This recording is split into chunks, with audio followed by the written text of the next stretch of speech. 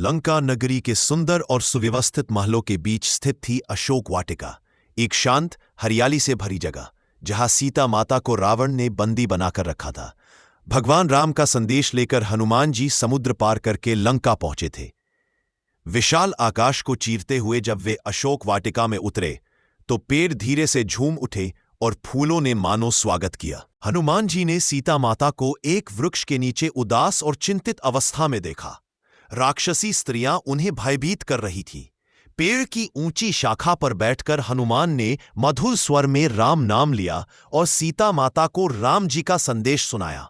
अंगूठी प्रस्तुत की और कहा, माता, प्रभु श्री राम शीघ्र ही आपको मुक्त कराने आएंगे। सीता माता की आंखों में आशा की किरण जागी। उन्होंने चूड़ामणि देकर हनुमान को राम जी तक संदेश पहुंचाने को कहा।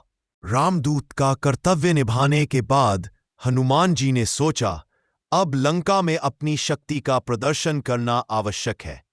उन्होंने अनुमति लेकर सीता माता से विदा ली और अशोक वाटिका में चारों ओर नजर डाली। पहले उन्होंने वृक्षों से पककर गिरे फल तोड़े और खाने लगे। राक्षस सैनिकों ने उन्हें रोकना चाहा। हनुमान जी ने मुस्कुराकर कहा, वन भगवान का है, फल सबके लिए है। पर जब सैनिकों ने उन पर आक्रमण किया तो हनुमान जी का शांत रूप तांडव में बदल गया। एक ही झटके में हनुमान जी ने दर्जनों राक्षसों को हवा में उछाल दिया। विशाल वृक्ष उखाड़कर उन्होंने रावण की सेना पर फेंके। पत्थरों, स्तंभों और वृक्षों से उन्होंने ऐसा प्रहार किया कि धरती कांप उठी। राक्षसों की सेना भागने लगी। मेघनाद इंद्रजीत, रावण का पुत्र, स्वयं सेना लेकर आया। उसने ब्रह्मास्त्र चलाया। हनुमान जी ने विनम्र भाव से उसे स्वीकार किया क्योंकि वे ब्रह्मास्त्र का अपमान नहीं करना चाहते थे। बंधन में बंधकर भी वे शांत रहे। रावण के दरबार में हनुमान को लाया गया।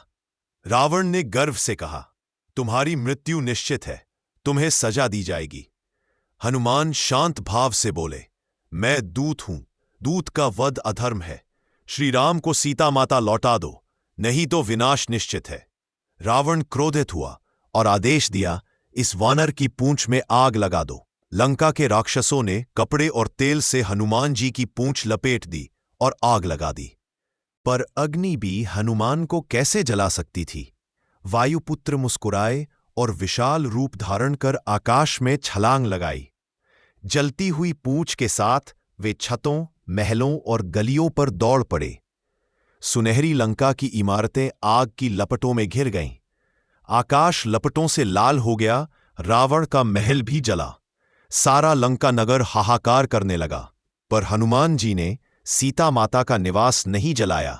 वह उनकी भक्ति और मर्यादा थी।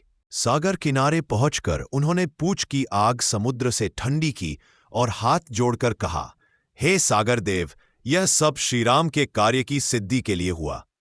अंत में वे पुनः अशोक वाटिका पहुंचे, सीता माता को प्रणाम किया और बोले, माता, अब मैं राम जी के पास लौटता हूं। आपका संदेश उन तक पहुंचाऊंगा। विजय हमारा ही होगा।